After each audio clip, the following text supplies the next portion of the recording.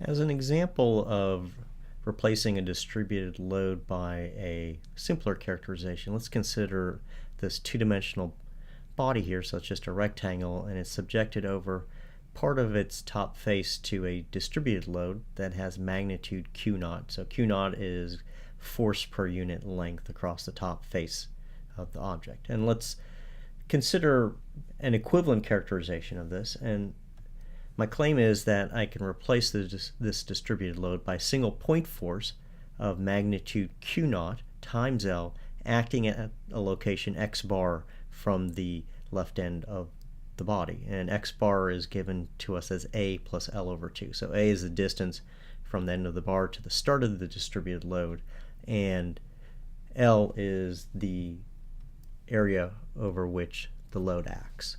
Okay, so that's my setup here. And so let's go ahead and, in this example, really we're just checking the validity or the veracity of this claim. So we'll go ahead and check. And so what we need to check is that the total resultant force is equal to Q naught L EY, and that the resultant moment in x bar is equal to 0. So this is what we're trying to check. Okay, so, and what we do is we're going to start with the given load Q naught. So if we start with the given load Q naught, its resultant is going to look as follows. So if I consider just a small area of the bar here, so let's say of dimension dx, then the force acting on this little bit of material here is going to be Q naught dx. So that gives me the force that's acting on just one small piece of the bar, but the load acts from A all the way to A plus L. So I need to add that up, so that means I'm going to integrate from A to A plus L. So that's going to give me the load acting on the top face, and I have to get its direction, which is EY in this case. And so if the integrand is a constant, so I'm going to get Q naught A plus L minus A EY. So this is going to be equal to Q naught L EY.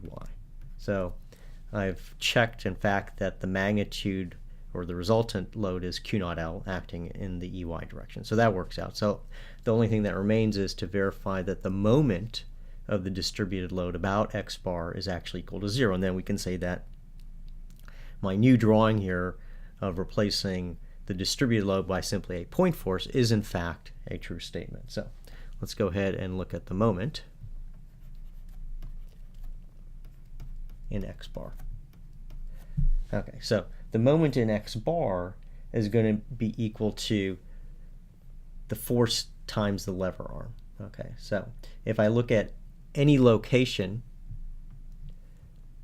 here, let's just say x, the lever arm to x bar is going to be x minus x bar, and the load acting at x is Q naught dx. Okay, so that gives me the moment associated with the load acting local to a point x, and now I have to add up over all the points, A to A plus L, and that gives me the expression for the moment, and this is going to be acting about the z-axis. So we can go ahead and compute this integral. We'll have Q naught, we'll have x squared over 2 minus x bar x, evaluated A plus L. So it's a little bit of algebra, and there's an EZ here. But if you go ahead and compute that, one sees that that is equal to 0. So this indeed checks out, and we've shown that the characterization of the load, or of the distributed load, can alternately be expressed in terms of a resultant force Q naught L EY 0 at the point x bar, where x bar is equal to A plus L over 2. So it actually works out. If we had chosen a different reference point, we would have gotten a different result. So for instance, if I had decided to characterize my distributed load by, say, a load in moment at x equals 0, I would actually get a different value for the result. So let's have a quick look at how that comes out. So suppose I decide instead that I want to choose x equals 0 as my reference point, R will the resultant force is still going to be the same. It's still going to be Q naught L EY. So put the coordinates back in here. So that's still going to be the same, but the moment resultant in the origin is actually going to be different because the lever arms are now different. So we're going to end up with x EX cross Q naught EY dx integrated from A to A plus L. So the cross product EX EY gives me EZ. And so now I'm just integrating x Q naught. So I'm going to have x squared over 2 Q naught evaluated from A to A plus L times EZ. And if I go, you can substitute that in, and you can show that this is going to give me Q naught L times A plus L over 2. If you work on that a little bit, easy. So the characterization in the origin